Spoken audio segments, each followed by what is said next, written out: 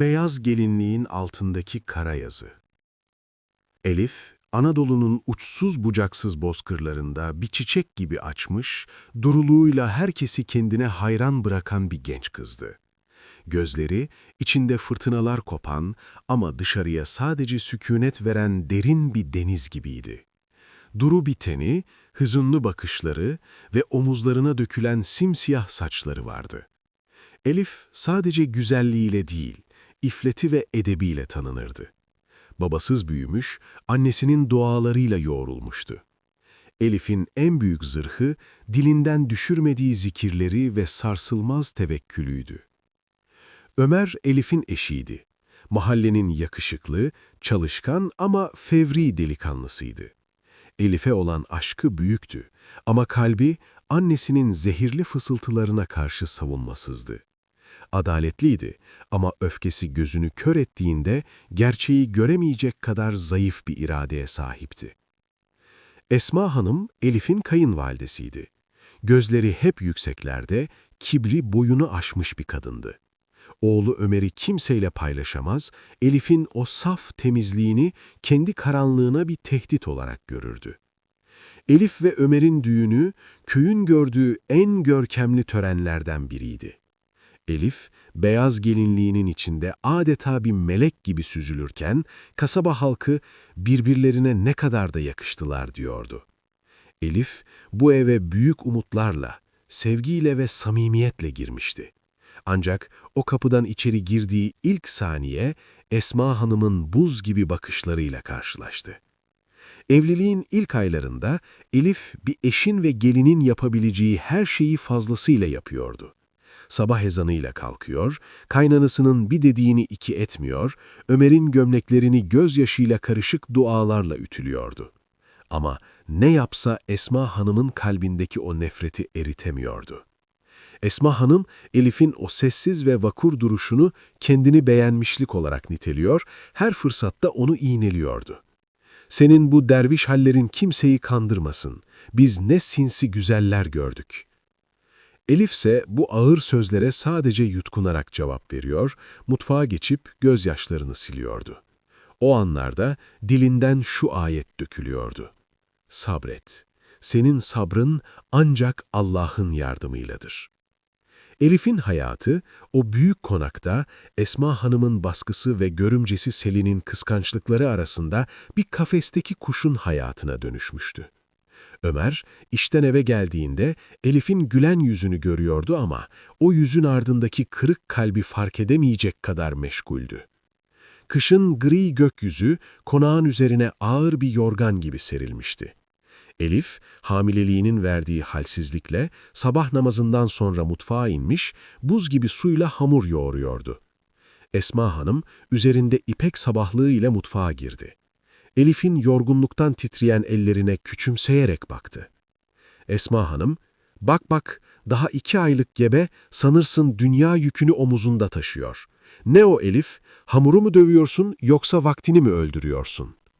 Elif, başını öne eğerek alçak sesle, "Estağfurullah anne, yetiştirmeye çalışıyorum. Ömer Bey kahvaltıya inmeden sıcak sıcak pişsin dedim." Esma Hanım, Elif'in yanına iyice sokulup fısıltıyla, "Ona hala bey demen ne komik. Sen kendini bu konağın hanımı mı sandın? Bak kızım, Ömer seni kapımızdaki gül hatırına aldı. Sen bu evin sadece sessiz hizmetçisisin. O karnındaki de bakalım kime benzeyecek. Umarım senin o sinsi ve mahzun hallerine benzemez." Elif'in boğazına bir düğüm oturdu. Hamurun üzerine bir damla gözyaşı düşecek gibi oldu ama hemen gözlerini kırpıştırdı. Esma Hanım durmuyordu. Elif'in annesinden kalan parmağındaki gümüş yüzüğe gözü çarptı. Esma Hanım, "Şu ucuz şeyi de çıkar artık. Görümcen Selin'in arkadaşları gelecek bugün. Senin bu fakir fukara yadigarlarınla beni rezil etmeye hakkın yok. Odamdaki çekmecede altın bir yüzük var. Onu takacaksın. Misafirlere de annem taktı diyeceksin. Senin aslından ne hayır gördük ki, aksından görelim." Elif, yutkunarak, "Anne, bu rahmetli babamın anneme, annemin de bana son hediyesi. Lütfen, onsuz kendimi çıplak gibi hissederim." Esma Hanım, aniden Elif'in bileğini sıkarak, Ben ne diyorsam o. Bu evde benim sözüm ayettir. İtirazı sadece şeytan yapar. Yoksa Ömer'e senin ne kadar dik başlı ve laf anlamaz biri olduğunu anlatmamı mı istersin? Adam zaten bütün gün dışarıda rızkın için uğraşıyor, bir de senin dertlerinle mi yansın? Elif bileğini kurtarmadı, sesini de yükseltmedi. Sadece gözlerini kapattı ve kalbinden o meşhur duayı geçirdi. Hasbunallahu ve nimel vekil. Allah bize yeter, o ne güzel vekildir. Akşam Ömer eve geldiğinde evde sahte bir huzur havası estirildi. Esma Hanım Ömer'in tabağına en güzel etleri koyarken Elif'e bir yabancıymış gibi davranıyordu. Selin, "Abi biliyor musun? Bugün Elif yengem yine çok durgundu. Annem ona yardım edelim dedikçe ters ters baktı bize. Sanırım hamilelik onu biraz, nasıl desem, agresif yaptı." Ömer, "Yorgunluktur Selin." "Elif, doğru mu bu? Annemle Selin senin iyiliğini istiyor. Neden böyle yapıyorsun?"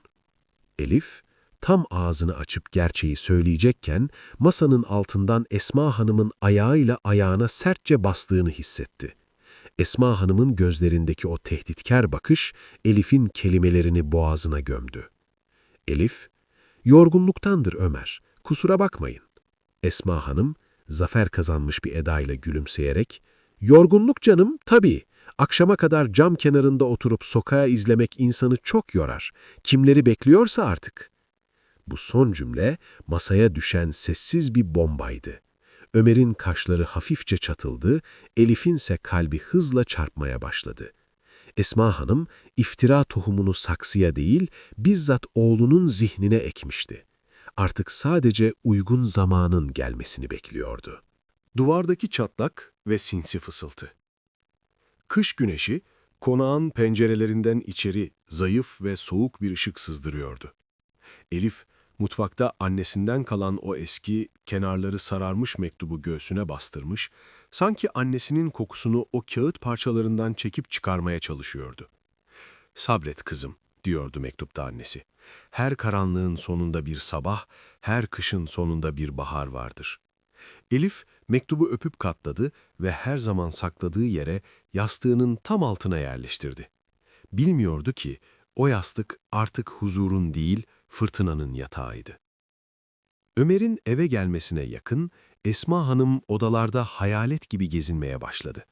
Elif mutfaktayken o sinsi parmaklar yastığın altındaki o kutsal emaneti bulup çıkardı. Kapı anahtarının dönme sesini duyduğunda yüzüne öyle bir dehşet maskesi taktı ki, sanki dünyanın en büyük günahına şahitlik etmişti. Ömer içeri girdiğinde annesini koridorun ortasında elinde bir kağıt parçasıyla titrerken buldu. "Hoş geldin oğlum. Bir şey yok. Gerçekten bir şey yok. Ben sadece yanlış anladım herhalde." Esma Hanım kağıdı telaşla arkasına saklar gibi yaptı. Bu, Ömer'in zaten yorgun ve gergin olan zihnindeki en hassas teli titretmişti. "Nedir o elindeki anne? Neyi saklıyorsun benden?" "Önemli değil evladım. Elif'in hatıraları işte. Gençlik halleri. Belki de unutamadığı birileri vardır. Bize laf düşmez." Ömer annesinin elinden kağıdı adeta çekip aldı. Mektubu okudukça kaşları daha da çatıldı. Evet, annesi yazmıştı. Ama Esma Hanım'ın az önce kurduğu o unutamadığı birileri cümlesi, mektuptaki masum özlem ifadelerini Ömer'in zihninde bambaşka bir yere çekmişti. O sırada Elif, elinde bir bardak suyla odaya girdi. Ömer'in elindeki mektubu görünce dünyası başına yıkıldı. "Ömer, o benim özelim, annemin emaneti. Neden aldınız onu?" Ömer mektubu buruşturup Elif'in ayaklarının dibine fırlattı. Gözlerinde daha önce hiç görmediği buz gibi bir yabancılık vardı. "Özelin mi Elif? Bu evde benden gizli neyin özeli olabilir senin? Annem haklıymış. Sen bu eve sadece bedeninle gelmişsin. Kalbin de aklın da hala o kerpiç evindeki eski hayallerinde kalmış." "Öyle değil Ömer, yemin ederim. Sadece özlem." Elif mektubu yerden almak için eğildiğinde Esma Hanım kapı eşiğinden Selin'e gizli bir bakış attı. Selin abisinin yanına yaklaşıp elini omzuna koydu. "Abi, üzme kendini.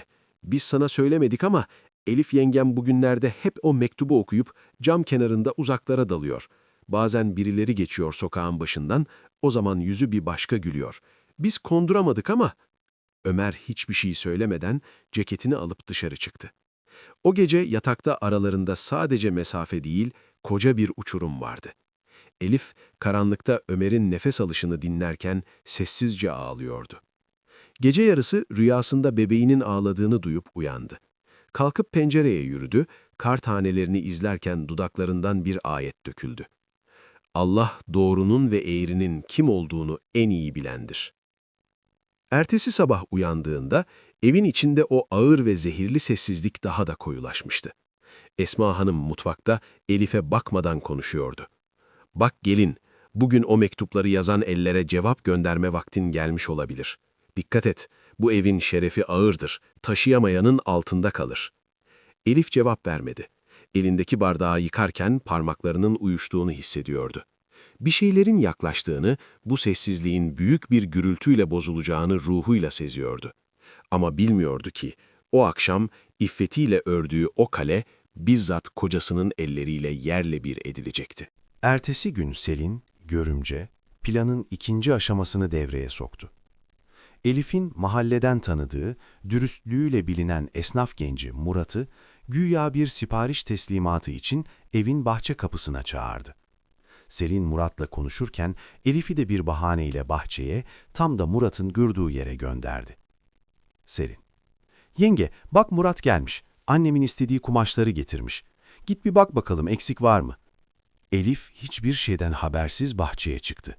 Murat'la sadece 2 kelime konuştu. Kumaşları teslim aldı. Ama o sırada üst katın penceresinde Ömer duruyordu. Selin Ömer'in yanına gidip koluna girdi. "Bak abi, yine o çocuk. Bugün kaçıncı gelişi biliyor musun? Elif yengem her seferinde nasıl da neşeyle koşuyor kapıya. Yazık sana, gece gündüz çalışıyorsun, onun aklı ise hala sokaklarda." Ömer'in yumrukları sıkıldı, damarları şişti. Gördüğü şey sadece bir paket teslimatıydı. Ama zihnine ekilen o şüphe zehri sayesinde o anı bir gizli buluşma gibi görmeye başladı. Artık büyük iftira için zemin hazırdı. Elif'in iffeti, sinsi bir kumpasın tam ortasında son nefesini vermek üzereydi. Konağın koridorlarında yankalanan ayak sesleri bile artık Elif için bir tehdit haline gelmişti. Ömer, akşam yemeğinde kaşığını tabağına her vurduğunda sanki bir hükmün infazını gerçekleştiriyordu. Sofradaki sessizlik, fırtına öncesi o ağır ve basık havayı andırıyordu. Elif, titreyen elleriyle Ömer'in bardağına su doldururken göz göze gelmemeye çalışıyordu. Çünkü kocasının gözlerinde sevgi değil, bir yabancının yargılayıcı bakışlığı vardı. "Bugün kapıda kiminle konuşuyordun?" Ömer'in sesi, sessizliği bir bıçak gibi yardı. Elif, elindeki süraliyi masaya bırakırken yutkundu. Sesindeki o buz gibi şüpheyi hissetmemek imkansızdı. "Kumaşçı Murat gelmişti Ömer. Annenin siparişlerini getirdi. Selin beni gönderince..." Esma Hanım tabağındaki yemeği ağır ağır çiğnerken araya girdi. Yüzünde zehrini akıtmaya hazırlanan bir yılanın soğukkanlılığı vardı. "Ah evladım, Selin mi gönderdi? Ben Selin'in o sırada içeride namaz kıldığını sanıyordum. Sen ne ara çıktın da konuştun o çocukla? Üstelik Murat da değil o, mahallenin o haylazı. İnsan biraz dikkat eder, hamile halinle el alem ne der diye düşünür." "Anne, Selin söyledi diyorum, yemin ederim." Elif'in sesindeki o titreyiş Selin'in sahte şaşkınlığıyla kesildi. Selin sanki çok üzülmüş gibi elindeki peçeteyi sıktı. "Yenge, neden beni karıştırıyorsun?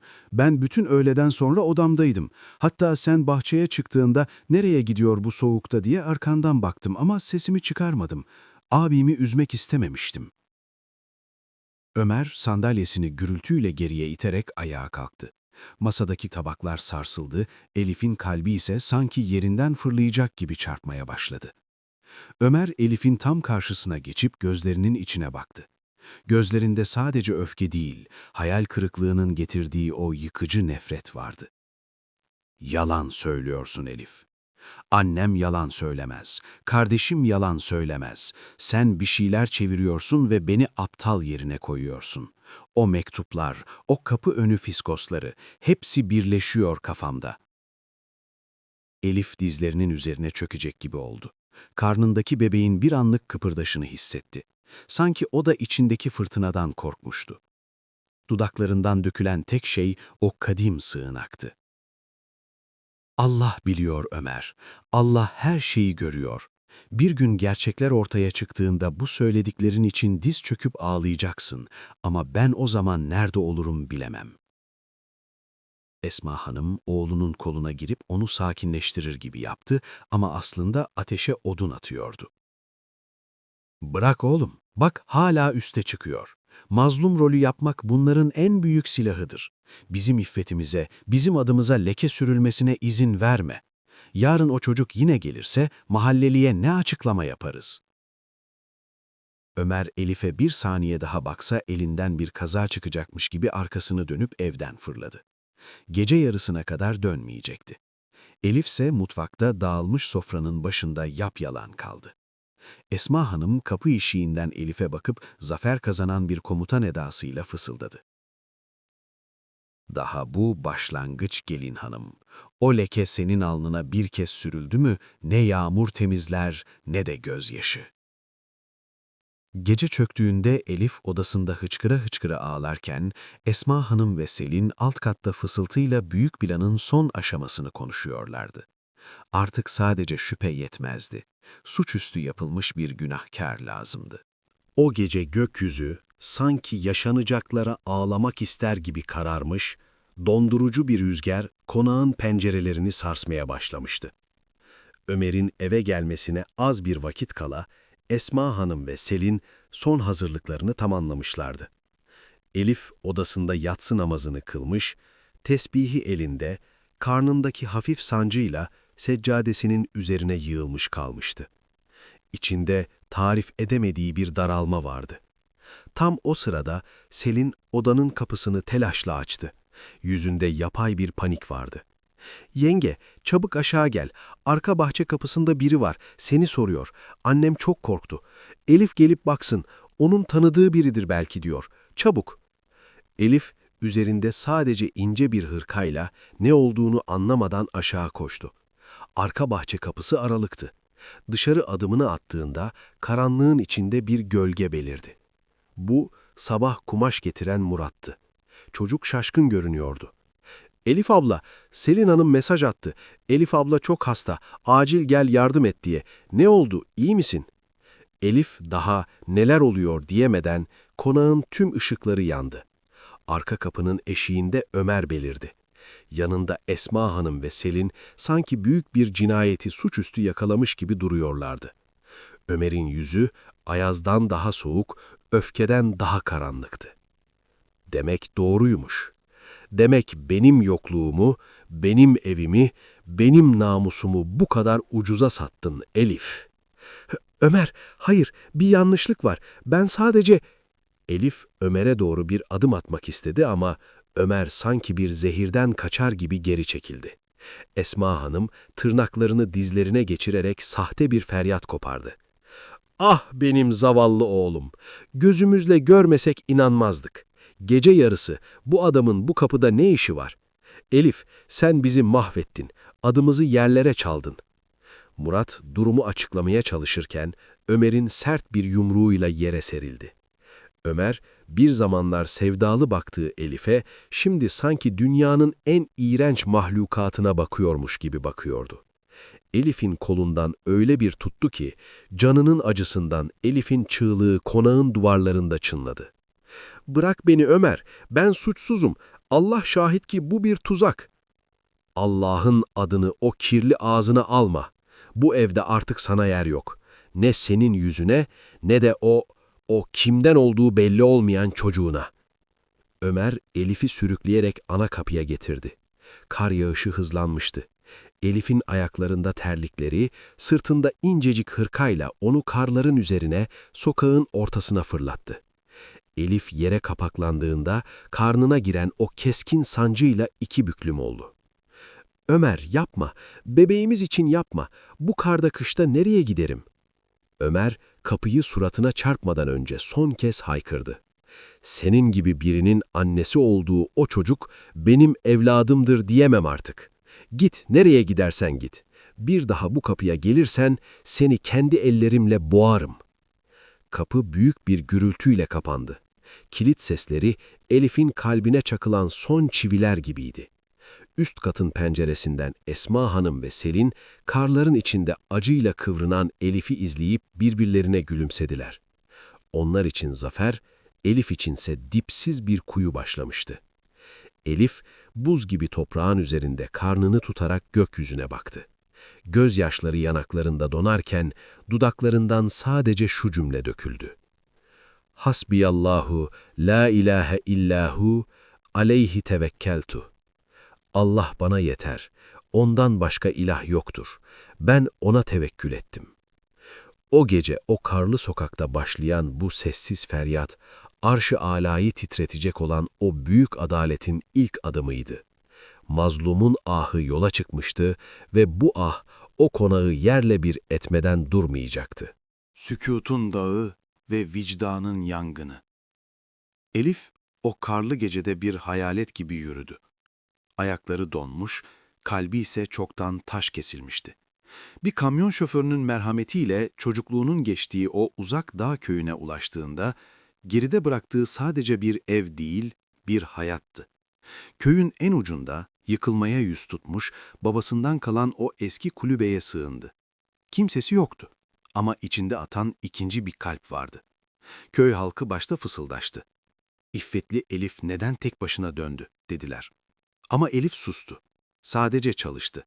Toprağı tırnaklarıyla kazıdı. Dağdan odun taşıdı. Geceleri o kulübenin çatısından sızan yıldızlara bakarken karnını okşayıp fısıldıyordu. "Senin baban seni reddetti ama senin bir Rabbin var. Biz lekelenmedik yavrum. Sadece kışın ortasında kaldık." O küçük kulübe zamanla Elif'in duasıyla nurlanmaya başladı. Elif orada bir fırın kurdu. Köylülere ekmek yapmaya, şifalı otlarla dertlere derman olmaya başladı. Adı Derviş Elif'e çıktı. Onu kimse konuşurken görmüyordu. O sadece hizmet ediyordu. Dudaklarındaysa her daim o ayet vardı.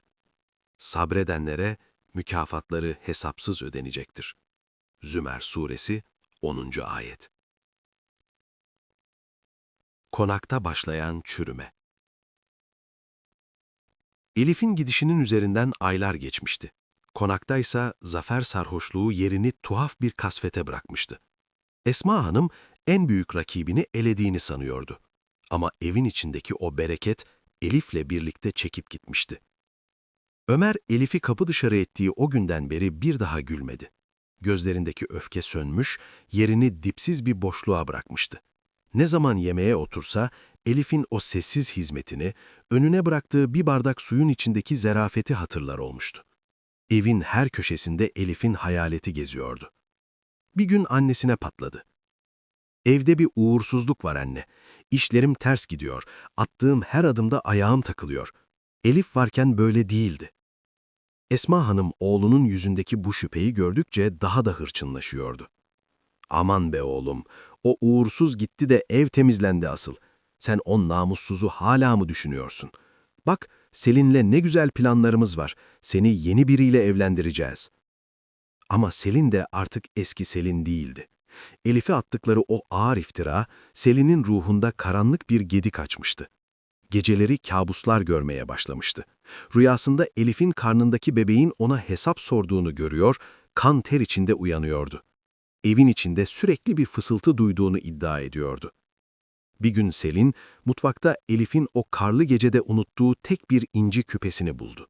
Avucunun içine aldı ve hıçkırarak ağlamaya başladı. Vicdan, dünyanın en ağır yüküydü ve Selin bu yükün altında ezilmeye başlamıştı. Konağın duvarları üzerlerine geliyordu. Esma Hanımsa her şeye rağmen dik durmaya çalışıyor ama aynaya baktığında kendi yüzündeki o korkunç kararmayı görüyordu. İlk ihtar, adaletin sesi. Bir gece yarısı konağın bahçesindeki o dev çınar ağacına yıldırım düştü. Ağaç yanarak devrildi ve tam da Elif'in odasının penceresine çarptı. Ömer o gürültüyle dışarı fırladığında yanan ağacın alevlerinde sanki Elif'in o hüzünlü bakışlarını gördü. İçinde bir şeylerin koptuğunu hissetti. O sırada kilometrelerce uzaktaki dağ köyünde Elif'in sancıları başlamıştı. Karlar erimiş, bahar dalları çiçek açmıştı. Elif o kikli vekli kulübenin içinde tek başına aslan gibi bir erkek çocuk dünyaya getirdi. Çocuğun yüzü tıpkı Ömer'di. Ama Elif ona babasının adını değil, Yusuf adını verdi. Kuyudan çıkan, iftiradan temizlenen Yusuf. Kaderin çizdiği patika. Yıllar Ömer'in yüzüne derin çizgiler, saçlarına ise erken gelen karlar bırakmıştı. İşleri bozulmuş, o eski kudretli halinden eser kalmamış, ruhu ise hiç dinmeyen bir huzursuzluğun esiri olmuştu. Bir gün şehirden uzaklaşmak ve zihnini dinlendirmek için yolunu hiç bilmediği o sarp dağ yollarına vurdu. Kader, onu adım adım 7 yıl önce kapı dışarı ettiği o iffetin kucağına, kendi kanına çekiyordu. Arabası bozulup ıssız bir köyün girişinde kaldığında, güneş dağların arkasına saklanıyordu. Köyün girişinde elinde bir kova suyla yürüyen 7-8 yaşlarında bir çocuk gördü. Ömer çocuğun yüzüne baktığı an kanı çekildi. Kalbi göğüs kafesini zorlamaya başladı. Bu çocuk aynaya baktığında gördüğü gençliğinin kopyasıydı. Aynı bakışlar, aynı dik duruş. "Evlat, buralarda dinlenecek bir yer var mı? Arabam yolda kaldı." Çocuk o yaşta bir bilge gibi vakur bir tavırla gülümsedi. "Annemin ekmek fırını var amca, oraya gidelim. Yolcusun belli. Annem misafiri sever." Ömer, ismini bile bilmediği bu çocuğun peşinden yürürken dizleri titriyordu. Köyün ucundaki küçük, tertemiz kulübeye vardıklarında, içeriden mis gibi taze ekmek kokusu ve bir kadının huzur veren sesi geliyordu. Kapı açıldı, Elif, elinde unlu önlüğüyle eşikte belirdi. İkisinin de gözleri donup kaldı. Zaman durdu. Ömer'in elindeki anahtarlık yere düştü. Elif, 7 yıl önceki o karlı geceyi, karnındaki sancıyı ve Ömer'in nefret dolu bakışlarını bir saniyede yeniden yaşadı. Ama yüzünde ne öfke ne de nefret vardı. Sadece dağların o sarsılmaz sükuneti. "Elif," diyebildi Ömer. Sesi hırıltılı bir fısıltı gibi çıktı. Elif, yanındaki çocuğun omzunu tuttu. "Yusuf," dedi sadece. "Amcana su getir." Ömer, o küçük kulübenin bahçesinde, Elif'in kendi elleriyle yaptığı ekmeği yerken hıçkırıklara boğuldu. Elif hiçbir şey sormadı, hiçbir şeyi anlatmadı. O sustukça Ömer'in ruhundaki o 7 yıllık karanlık aydınlanmaya başladı. Elif'in bu fakir ama nurlu hayatı, onun iffetinin en büyük kanıtıydı. Ömer o gece orada kalamayacağını anladı. Çünkü bu kutsallığa dokunmaya artık layık değildi. Cebindeki tüm parayı ve saati Yusuf'un eline sıkıştırmak istedi ama Yusuf başını salladı.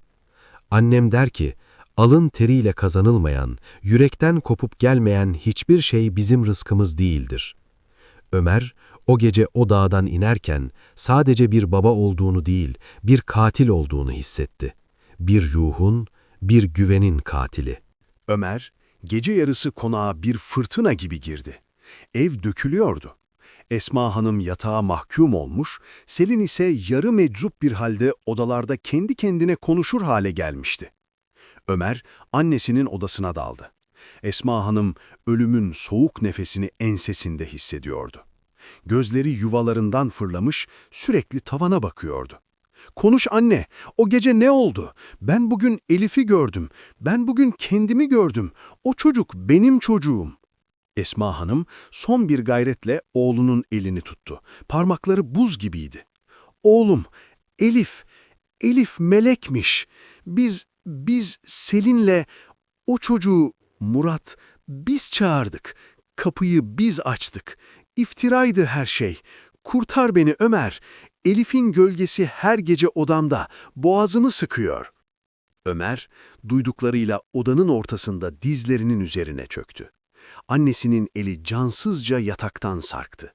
Esma Hanım helallik alamadan o ağır günahın altında son nefesini verdi. Selin ise kapı eşiğinde kahkahalar atarak ağlıyordu. "İnciler kırıldı abi, incileri toplayamadık." Ömer her şeyini kaybettiğini o an anladı. Konağı, serveti, annesini, hepsinden önemlisi onurunu kaybetmişti. Ertesi gün konağın tapusunu ve elinde kalan her şeyi bir hayır kurumuna, özellikle yetimlere bağışladı. Haftalar sonra o dağ köyündeki küçük kulübenin kapısı çalındı. Elif kapıyı açtığında karşısında saçı sakalı birbirine karışmış, üzerinde eski bir hırka olan Ömer'i gördü. Ömer konuşmadı. Sadece diz çöktü. Başını Elif'in kapı eşiğine koydu. "Beni affetme Elif. Sadece Yusuf'un bahçesinde bir köle olmama izin ver. Ben cennetimi kendi ellerimle yaktım.